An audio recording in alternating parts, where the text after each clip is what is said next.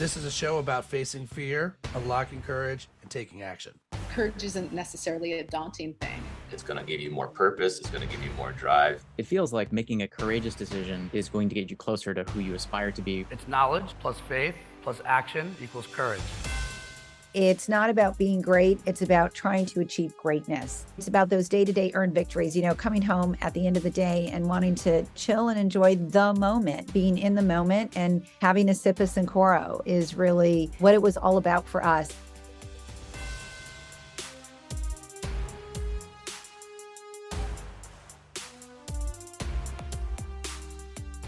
Okay, so let me get this straight. Michael Jordan, Jeanie Buss, Wes Edens, and my guest today and her husband walk into a bar. And if you think this is like the start of a joke, you're sadly mistaken. Right? This is the start of a premium tequila brand, which we're going to hear more about, called Cincoro. And it's the brainchild of my guest, Emilia Fazzalari. Did I get it right? Correct, Fazzalari. Okay, I practiced this. I still blew it, which sucks, But so Emilia, how does somebody go from school in Michigan to New York City, 2 decades, I believe, working in the financial sector, and this is my New Yorker and me showing, to now, are you you're clearly a Boston fan now. This is blasphemy for New Yorkers and Boston fans, no? I am a Boston fan. In fact, I became a Boston fan before I met Wick because I was married for 19 years to a guy who was born and raised in Boston. And so we did raise our kids in New York City, but they are true Boston fans. And I've become a Boston fan. Boston sports is pretty special. So your poor children had to wear green in New York City? They did. They wore Tom Brady jerseys. They were big Patriots, Bruins, Celtics, Red Sox, the whole thing. I like it. I think what could build more character, than having to walk around the city. Proud to be a Boston fan in New York City. Exactly. It says something. Well, thank you for your time today. I've really enjoyed getting to know you. And it's been a journey. We've sort of been talking off and on for the last 3 or 4 months. You got some cool things that you're working on. And before we get to that, I just love to hear your story. I know I kind of hit on, okay, Michigan to New York to now Boston, but give me the journey. I believe parents are actually from Italy. Is that? Yes. Yeah. So my parents were born and raised in Italy. I grew up in the Midwest, grew up in Michigan, good Midwestern values, and went to University of Michigan and then graduated and made my way to New York City, where, as you said, I spent most of my career in the financial sector. The bulk of my career was at Bloomberg, and there I spent 23 years there. I was lucky enough to start there when it was just a very young company. I think I was employee 250, and I left when there were 15,000 employees. But what I learned at Bloomberg was really how to start and run businesses. I was tapped very early on as someone who was given the opportunity to start different projects within Bloomberg. And Mike Bloomberg taught me that the subject matter doesn't matter. You can learn that. What matters is your approach to starting and running a business. And I think that really helped me a lot when it was time to start Cincoro. Well, let's get to that. They say in the movies, one of the lessons I learned in storytelling was watch out for that glacier, which means don't come on, let's get to the story. And this is a pretty cool story. I'm slightly baffled how multiple, let's just call them frenemies, right? Owners of basketball from the NBA come together and start this brand with you. And so what inspired all of you? How did this even come about? Mm-hmm. So well, thank you for that question, because that's probably the most frequently a question I get asked is, how in the world did 4 NBA competing teams, total arch rivals, come together to do anything? And it really started the summer of 2016. So my partners, Wes Edens, Jeanie Buss, Michael Jordan, and my husband, Wick Grousbeck, were all part of the labor committee at the NBA, and they were coming to New York for these 2-day strategy meetings. So I suggested to Wick at the time to maybe get everyone together for dinner night one so they could bond as a team. And he did and invited me to go along. And that's kind of where it all happened. It was that very special first dinner in the summer of 2016. And we that night bonded as friends. And we realized we had this shared love for tequila. And Michael is the real tequila connoisseur in the group. He was the one that led sort of the discussion around, hey, how great is tequila? And here's how we should drink it. And it's about chilling and enjoying the moment. And he really taught us how to drink tequila and how to sip it. He likes to drink it with one large rock and a slice of orange. And we started talking about, gosh, we love tequila as well. And wouldn't it be great if we could have a tequila that was rich and delicious? And we started talking about what we wanted in a tequila. And we realized it was more of a modern taste profile, almost the kind of evolution of tequila. And we wanted, you normally don't use the words rich and delicious to describe tequila, but we wanted a tequila that was super smooth and had a long, beautiful finish like a fine cognac or bourbon. And this was kind of the start of it. And subsequent to that first dinner, we had so much fun together. We decided that next time there was an NBA Board of Governor meeting, we would all get together. And this happened quite a bit, and it was always over tequila. And after many more dinners and many more discussions about it, we decided to really go for it. All right. 2 instant thoughts come to my mind. All right. First of all, a thought and then a courageous question. This is the Courageous Podcast. So the insight is, I think in life, everyone has an expectation bar in everything. Like you go to a movie and you're like, that was really good. It might not have actually been really good, but what you thought it was going to be versus what it actually was, there's a big enough gap. And you're like, wow. So your expectation bar going into this dinner is like, let's be cordial. It's not like you're being uber strategic, but yeah, you're like, it's building relationships. Were you just like blown away? And was it out of the gate, or is it like 90 minutes into the dinner and the next thing you know, everyone realizes that they like each other? Well, I was the newcomer. So, Wes and Jeanie and Michael and Wick have all had a relationship for, decades as part of being in the NBA. And I was dating Wick at the time, right? And so I had met Jeanie just once before, but I had never met Michael or Wes. And Jeanie, my first time in meeting her, it was an instant connection. She is just such an incredible, inspiring woman, arguably the most powerful woman in sports media. And she's such a big heart and so welcoming. And so that was great because I'd met her once before, as I said, but Wes, remember, Wes is a extremely accomplished Wall Street guy. And I had known of Wes my entire career. And so I was super excited to meet Wes. And then of course, Michael. And so, for me, as soon as I realized that they were hanging out at the bar, drinking tequila, I thought, oh my God, cool, tequila. It's a shared, commonality. I can drink tequila. This is going to be okay.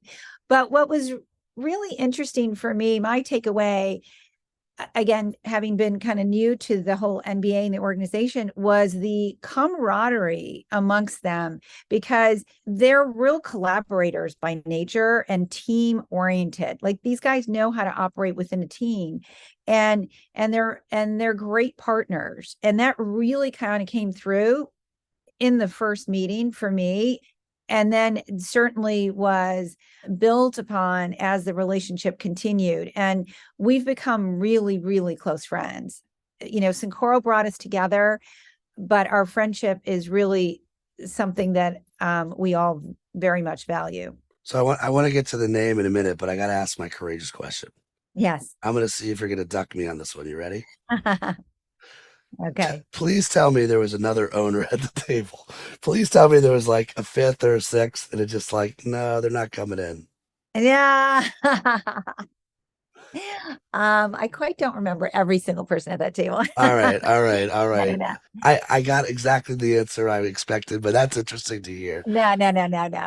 No, I mean, look, in all seriousness, this group really connected very early on, and it was really the 5 of us that love tequila. And that's kind of what was the natural evolution of the group. So you mentioned Cincoro, but Cincoro, I think, translates to five golds in Right. Spanish. So I'm assuming the five is the five partners. Correct. So exactly, five gold. It was the five of us who set out to create the gold standard in tequila. And how are we doing so far? We're doing great. Everyone who tastes it absolutely loves it. The one word they use to describe the tequila is delicious, which we love that. And, for us, you mentioned kind of setting the bar and the level of expectations. What's at the core of our brand and Cincoro is being the gold standard for greatness. And, Michael is the standard for the gold standard in how things are done. And he really sets such a high bar, and so do all my partners. I mean, there is this drive and determination to constantly achieve. And it's not about being great, it's about trying to achieve greatness. And, for us, it's about inspiring the pursuit of greatness. If you look at our bottle, it looks like a trophy. And, it's about those day-to-day earned victories, coming home at the end of the day and wanting to, chill and enjoy the moment, being in the moment, and having a sip of Cincoro is really what it was all about for us. Creating this liquid was the North Star, and it remains to this day. And what's really interesting, Michael is arguably the most recognized person in the world. And the marketing does not sit on his shoulders. We're not doing that. When we created the tequila, we set out to create this incredibly rich tequila, and that was our North Star. And, it took us a long time, Brian. It wasn't that it happened overnight.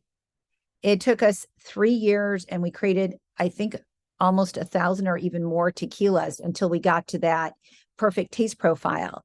And so people may take their first sip because they heard Michael's involved, but they're going to buy their bottle in multiple cases because they love the tequila. And our bottle reflects what's in it. I mean, all of our taste buds are different. I mean, I can only imagine, what Wes is thinking versus what Jeannie's thinking versus what you're thinking, or like how hard was it, or how many iterations do you think you went through to get to this taste profile? We went through a lot, and that's a really great question, because it wasn't because we didn't agree. And that's one of the, really looking back, one of the most fascinating parts of this partnership is that we do have, incredibly accomplished, determined people in the group that are opinionated. And we all seem to align from day one on the taste profile. The challenge was creating what we wanted, because that's one of the things that I think really sets us apart from all the other tequilas out there, is that we created this from scratch. And we worked hand in hand with our master distiller to create this recipe. And so what took us a while was getting it to the level we wanted. And we were never going to settle for anything that we didn't feel was the best. And so, what we looked for was color. And even with our Blanco, we wanted it to be a beautiful, crystal clear color. We looked for smoothness. We looked for the nose. When you smell the tequila, you want to take in a beautiful bouquet, a beautiful aroma.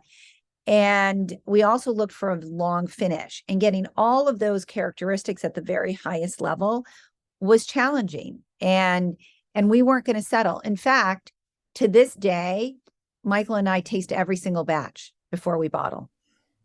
Now, are you doing that on Zoom? Like, are you guys like, how do you? We do it on Zoom a lot. And, some of our tastings are in person. So we launched our fifth expression last fall, which is called Cincoro Gold. And it's a combination of Blanco, Repo, Añejo, and heavy into the extra Añejo. It's absolutely delicious. Michael and I made 23, coincidentally, samples of this, and we did do the tasting in his house. And we went through every one. We actually had our distillery there as well, our distiller, and we just went through it in a very methodical way until we selected the absolute perfect blend. You know, I don't think it's a totally original idea to have really recognizable people launching Yeah. alcohol brands, Ryan Reynolds, Clooney. The difference is, and again, to be fair, I have not done my research. I am not a consigliere on alcohol all over the world, but like I do know that like just last year, you guys in the San Francisco World Spirits competition are like on the podium for best We did. tequila, correct?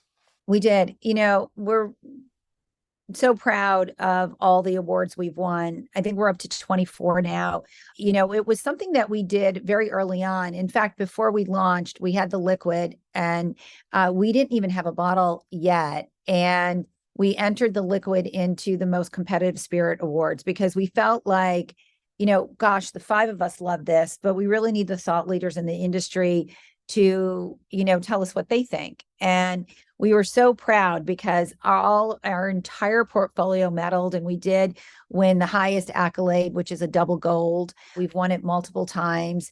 And, you know, we won Best in Yeho across every price point and brand, Innovation of the Year. I mean, the list goes on, but we're super proud of that. And they had just our liquid. It was a double blind competition. So they didn't see our bottle. They didn't know who we were. It was only based on the liquid.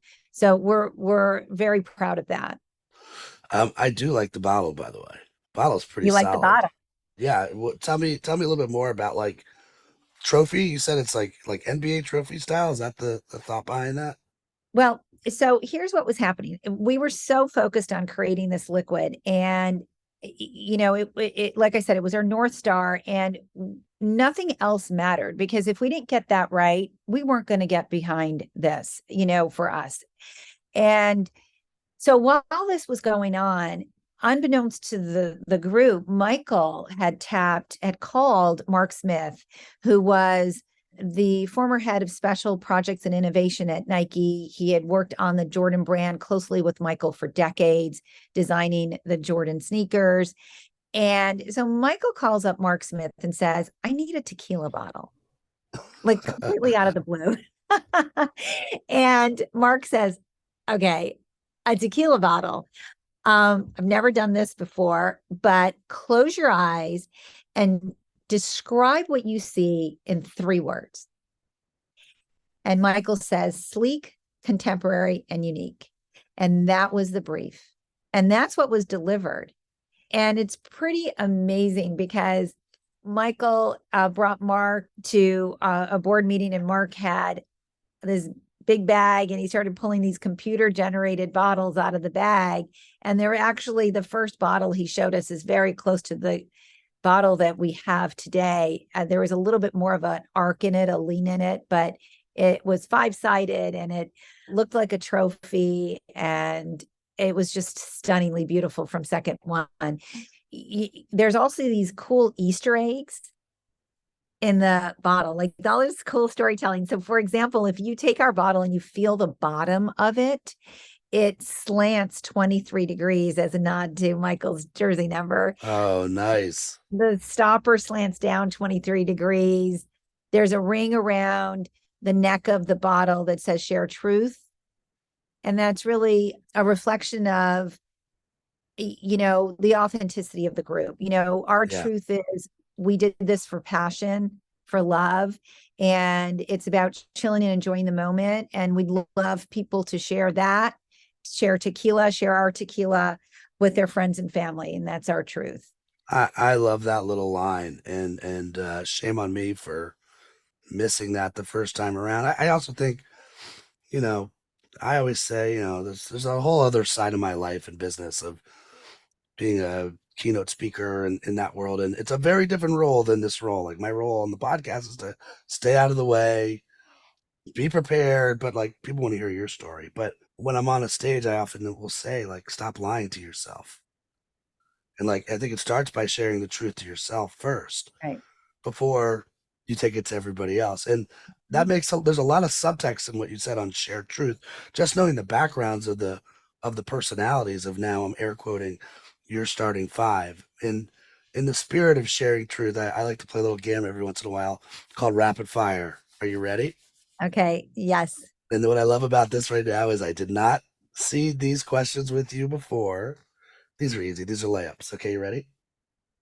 Yes, What's your birthday meal? lasagna. Homemade or from a restaurant? Oh, no, homemade. Okay. Favorite restaurant in Boston? Oh gosh, that's so hard. I Oh know. my I know. God. Oh, there's so many that come to mind. I love Davio's. Okay. I'm sure we just upset somebody else that you have I know, but a great I do. relationship with. Yeah, there's so Uh, many, but I love all of them. Favorite restaurant in New York City? I knew you were going to ask that. I'm a big fan of Carbone and their spicy rigatoni. I'm sensing a theme on the type of food you like, by the way. For All sure. right. Best meal to pair with Cincoro.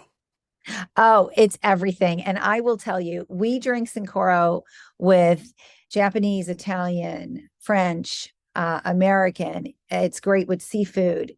We drink Cincoro like people drink wine.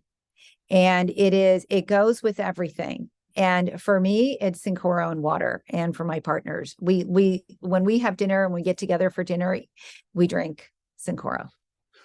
And if you had to pick an o'clock and just 1 o'clock, what is the perfect hour to sip Cincoro? 7, Seven? 7, 7 p.m. But I will tell you, I have a funny story about that.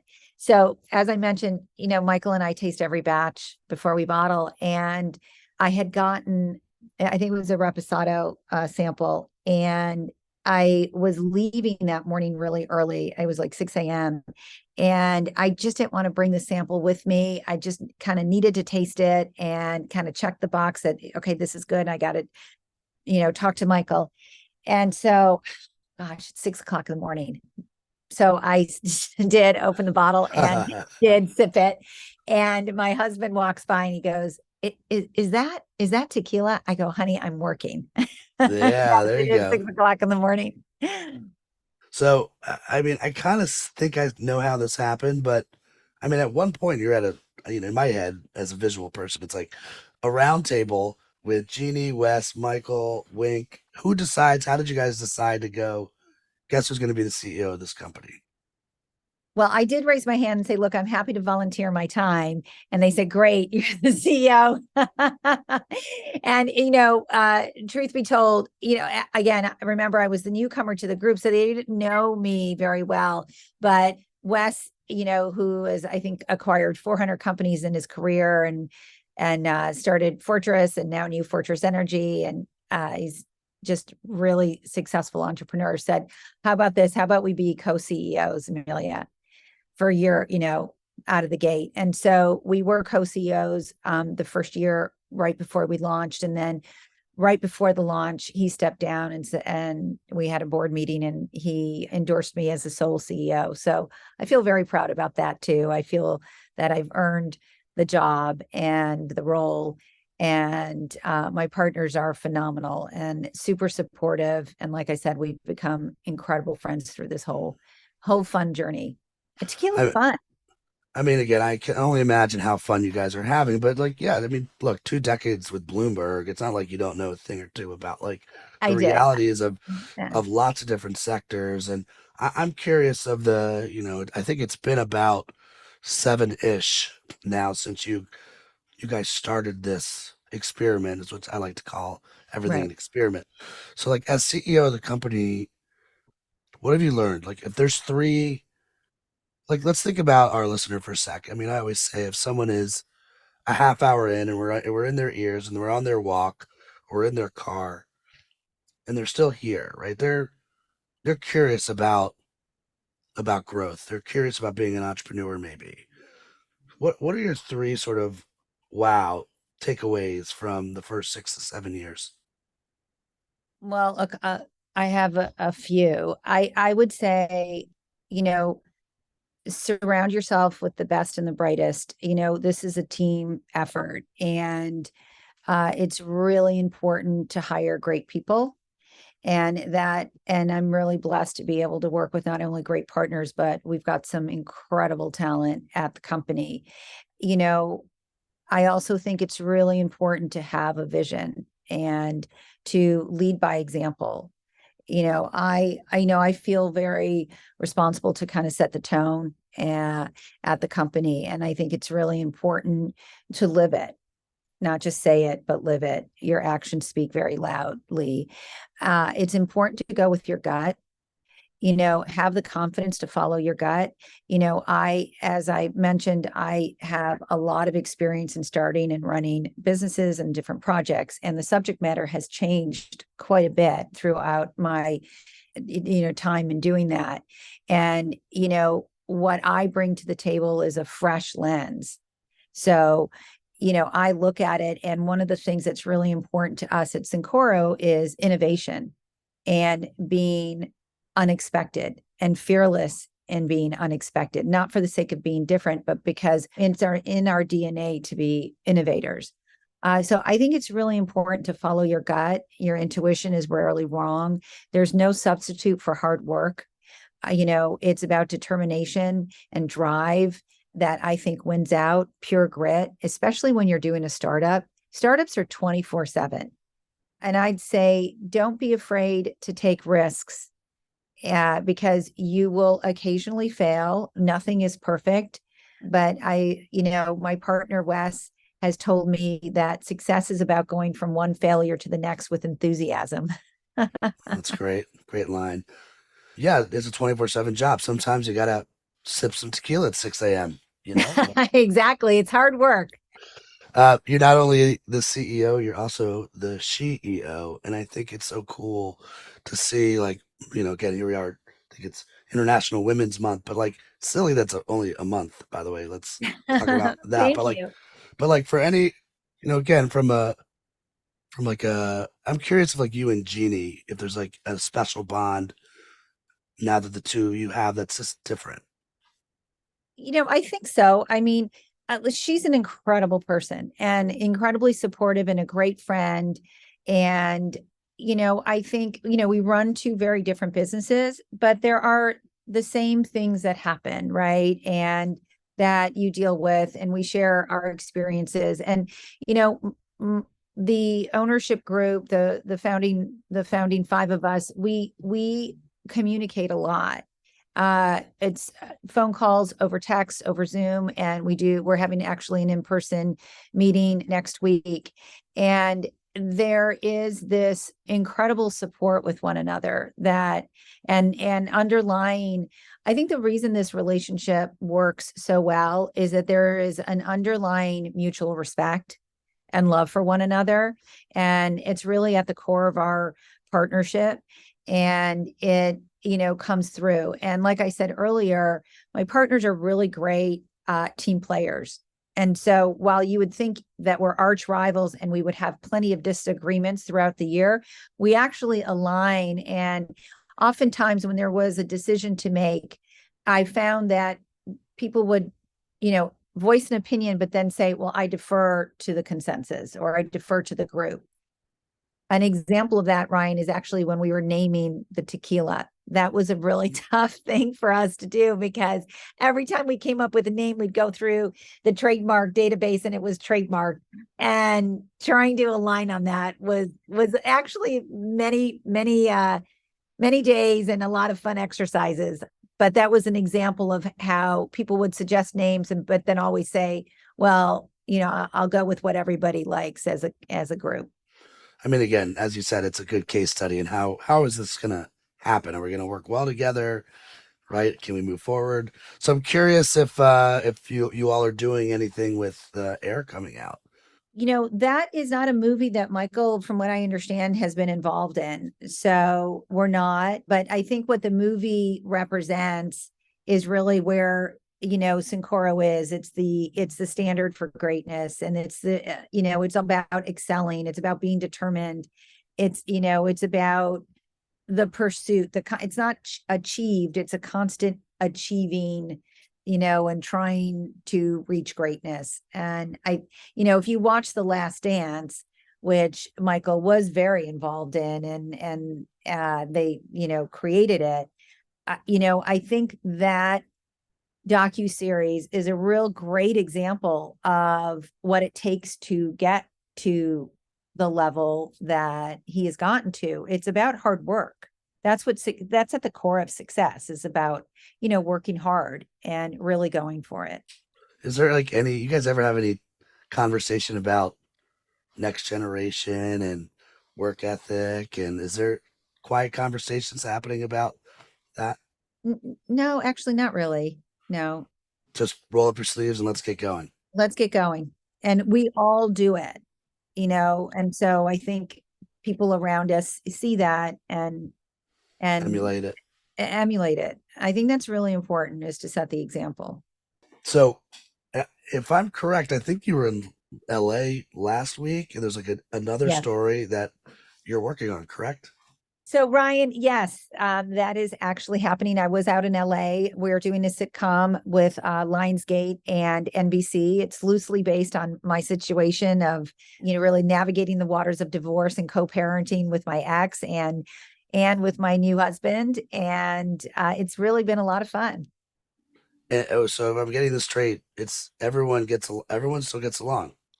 We all get along. We do. There's a lot of very funny, hilarious, sometimes very hilarious situations that have come up.